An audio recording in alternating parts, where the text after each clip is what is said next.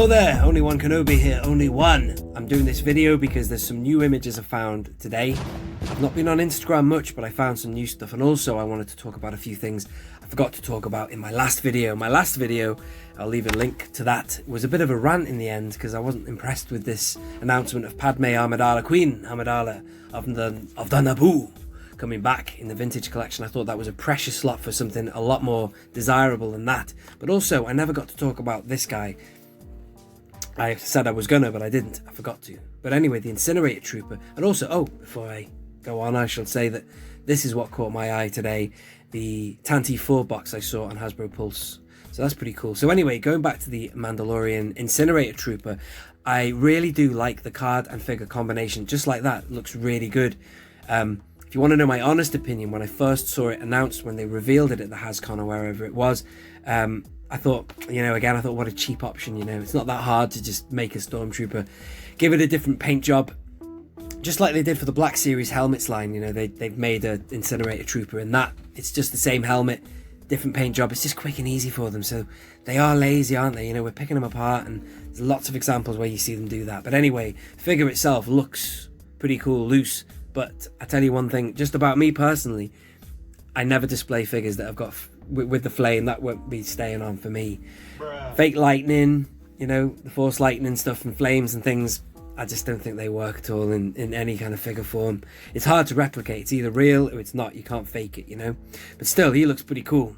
So going on to this guy, so I saw him and I thought that's awesome. The Rebel Fleet Trooper.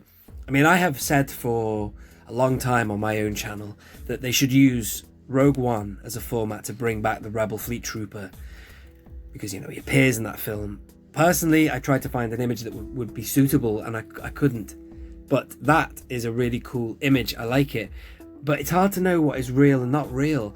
The sparks look real, but the guy, if you look at him, it's almost like it's a little bit of an artistic rendering or a fakery, or he's been like cartoonized or something, like a comic style. Don't know. What do you think of that? But I tell you one thing, it will work with the Vader, because the Vader has a very yellowy tint to the image anyway, and obviously the Vader has a yellow backplate, this has blue.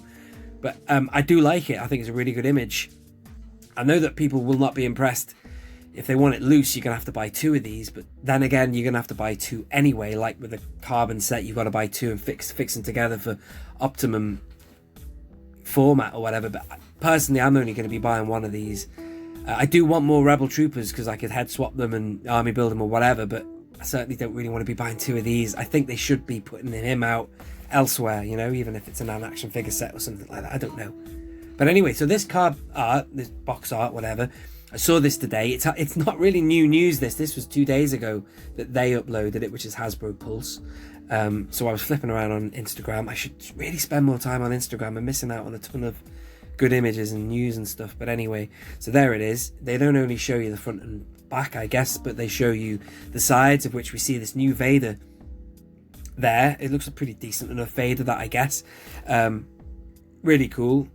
And 3PO. Now, with 3PO, in my last video, I know it was a little bit of a rant, but I'm going to say it again. We've had not 1, not 2, but 3. Thrice they have given us C-3PO on a New Hope card back with an Empire Strikes Back badge on it, and I just don't think, it is not forgivable in my book, because look at this now. We've got a Tantive 4 coming out.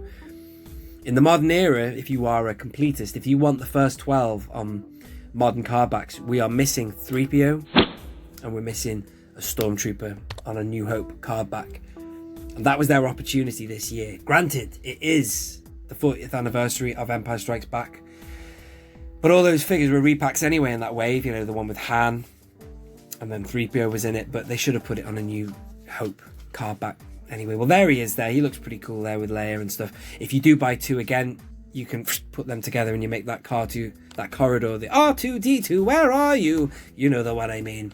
So, again, I've been on Instagram and I want to talk about this image. Now, I don't know nowadays what is real, what is custom, and what is official.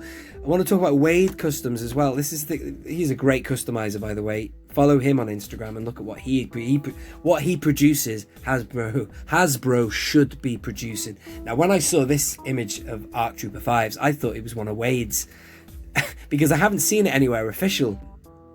Instagram, so I presume it's either someone's leaked that or something, I don't know. But anyway, the image is awesome. I love it. I love this line of figures in Vintage Collection because it gives you the opportunity to see what it would be like to see Ewan and Hayden and Tamora Morrison in that role, because at the end of the day, Clone Wars is canon, right? So it should coincide with the movies and stuff, but obviously it being animation, it pulls you away from reality, or whatever is reality, human portrayed real life drama played on the screen like you see in the movie series. However, through this line of figures, you just see snapshots of what it would be like if you were looking at the original characters playing that role. So I'm all for it, and it's as cool, that image, to me, looking at that, as it was seeing Revenge of the Sith for the first time, seeing Tamora Morrison playing Cody and all the other guys in the 212th.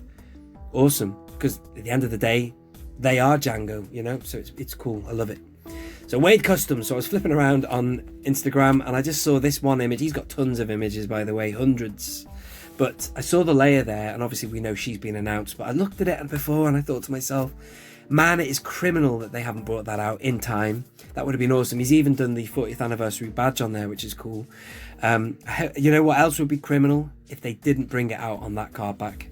That one image of Leia is just awesome. So anyway, that got me thinking about other things this year that we could have and should have had. I even saw this image. This is one of his, and it reminded me of my video last week, which again I will leave a description below. The TIE Fighter pilot they're bringing out, re-releasing, should we say? I mean, as I said last week, it's that is it. That image is Empire Strikes Back, just as this image of 3PO and R2 is from a scene in Empire Strikes Back in Hoth.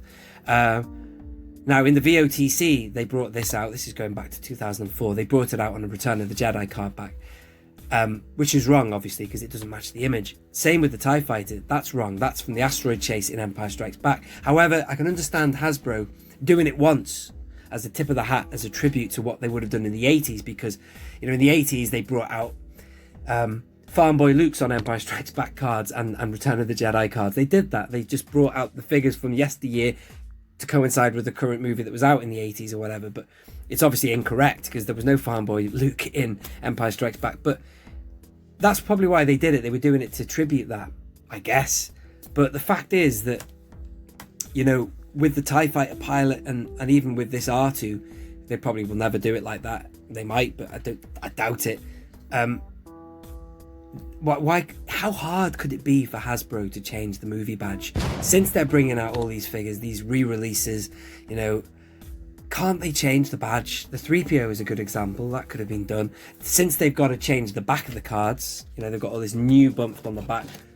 You know, they could change the logo. I really do think it's just the ultimate example of total laziness.